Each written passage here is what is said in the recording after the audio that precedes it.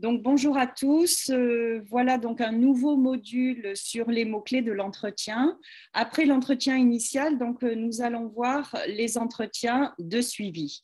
Donc, je passe la main à Nathalie pour qu'elle nous explique en fait les objectifs de ces entretiens de suivi et comment faire le point.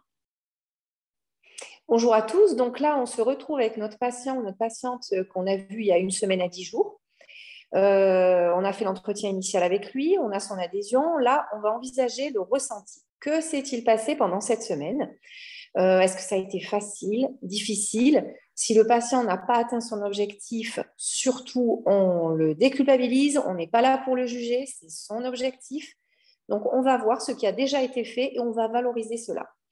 On va voir les signes de manque ou de surdosage. Donc, on va en profiter pour revoir les bonnes utilisations des substituts, redire qu'on peut associer les formes. On n'hésite pas à prendre des formes orales en plus des patchs.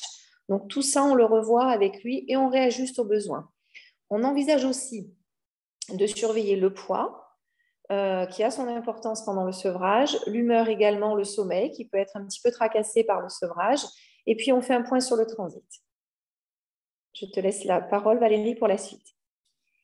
Donc là, on va envisager le suivi côté plus comportemental. On va essayer un petit peu d'explorer comment il a géré ses envies, quels ont été ses petits trucs, comment ça s'est passé donc, quand il était seul, quand il était en convivialité, est-ce qu'il a pu le gérer? Toujours, comme l'a dit Nathalie, valoriser la moindre petite avancée, on va dire, même si il n'a pas atteint l'objectif. Donc, c'est-à-dire qu'on va essayer de renforcer sa motivation si elle a un petit peu flanché. Si il a fumé quelques cigarettes, donc on va lui dire que le faux pas, ça n'est pas important, mais il faut surtout éviter la rechute, on le verra.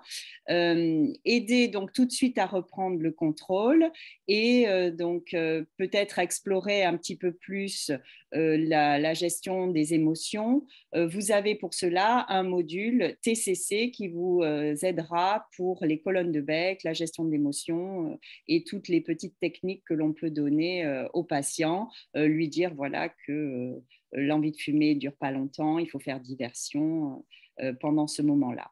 On peut aussi envisager, donc, pour les moments où c'est difficile en convivialité, une cigarette électronique sans nicotine qui va permettre donc de passer ce moment accompagné avec peut-être des fumeurs, mais vous gérez par contre la nicotine avec les TNS et uniquement la cigarette électronique sans nicotine pour le geste et le comportement.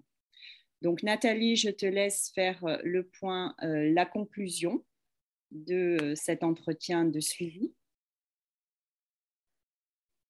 Donc là, on a revu notre patient à jour J+7 ou 10 et on lui explique qu'on va le revoir ainsi plusieurs fois à 7 jours. Et on va poursuivre d'entretien en entretien tous ces petits ajustements, ces réévaluations et ces comportements à revoir, avec à chaque fois un objectif nouveau qui est bien sûr qui va vers la réduction à zéro de cigarettes. La question se pose souvent, oui, mais attendez, je vais faire ça jusqu'à quand? Donc, à partir du moment où de semaine en semaine, ça tient la route, on peut passer à un suivi mensuel, hein, s'il n'y a pas de difficulté. Et si les objectifs précédents sont atteints, on peut baisser le dosage des substituts. Voilà. Et sinon, on prolonge. Donc là-dessus, il y a de nouvelles démarches. Donc vous pouvez suivre sur le module TNS et en particulier sur au long cours. Je te laisse la parole, Valérie. Voilà, donc on a prévu sur l'entretien, sur le fichier entretien, donc 4 entretiens de suivi, il me semble, mais effectivement, peut-être que vous en aurez plus. Après, il suffira d'aller au rythme de votre patient. Par contre, ce qui est important de préciser, c'est la durée. On est sur une durée de 3 à 6 mois. On n'a plus cette contrainte qu'il y avait au début, c'est-à-dire 1 mois à chaque palier. Non, on n'est pas sur ça. On est sur 6 mois et plus de substituts. On peut continuer les substituts oraux bien au-delà.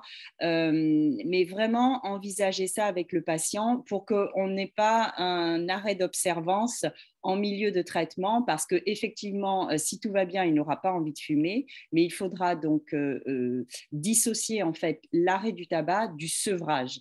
on sera sevré de la nicotine au bout de 6 mois. Il est très, très important de faire comprendre ça aux patients. On l'a vu donc dans le module des TNS, mais il faut sans cesse revenir dessus, envisager sur 6 mois et l'arrêt total sur 1 an avec votre patient.